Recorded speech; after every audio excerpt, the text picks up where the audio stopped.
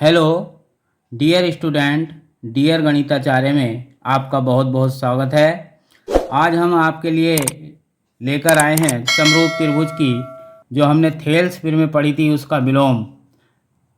ये पिर में है, यदि एक रेखा किसी त्रिभुज की दो भुजाओं को एक ही अनुपात में विभाजित करे तो वह तीसरी भुजा के समांतर होती है।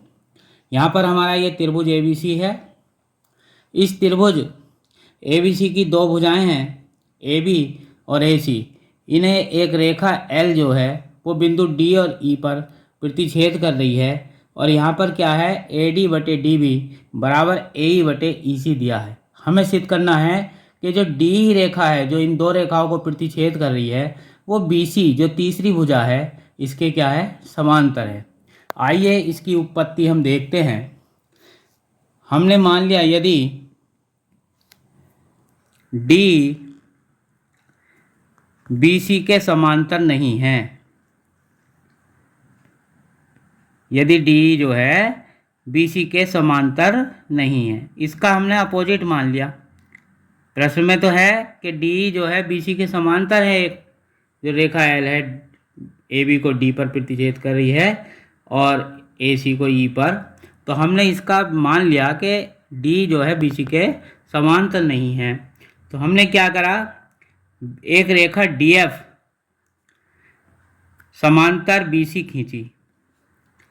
हमने DF समांतर BC एक रेखा खींची।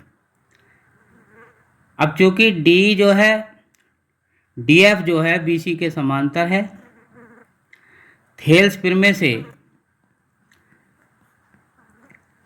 पिर में से क्या होगा कि जो AD/DB है वो बराबर होगा AF/FC के। समीकरण 1। परंतु हमें जो दिया है प्रश्न में वो दिया है कि AD/DB बराबर AE/EC के। समीकरण 2।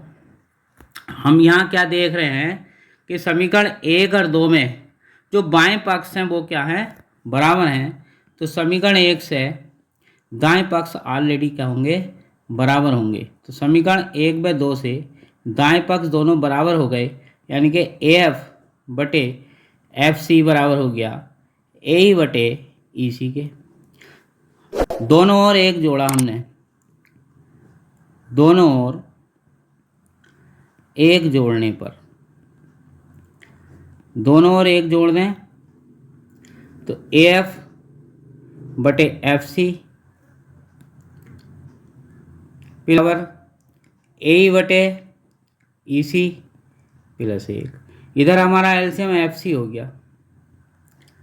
जब LCM FC हो गया, क्योंकि एक का हर एक है तो FC का एक में गुणा हो जाएगा, तो AF प्लस FC। ठीक इसी प्रकार दाईं ओर EC LCM आ गया, तो इसका हर एक है एक का, तो AE प्लस EC हो जाएगा।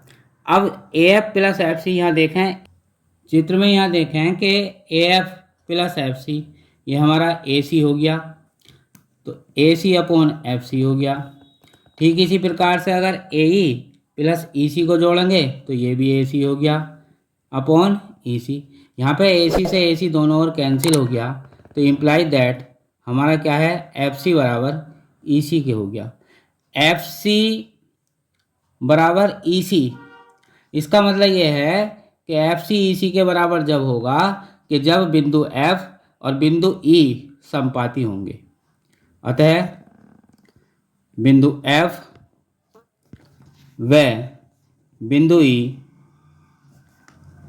समपाती होंगे। समपाती का मतलब है कि अर्थात दोनों बिंदु एक ही स्थान पर होंगे। अतः D समांतर BC, यही हमें सिद्ध करना था। Hence proved. भैया बहनों, अगर आपको वीडियो अच्छी लगी हो शेयर कीजिए, लाइक कीजिए और चैनल को सब्सक्राइब करना न भूलें, ताकि अगली वीडियो का नोटिफिकेशन आपको शीघ्र ही प्राप्त हो। धन्यवाद।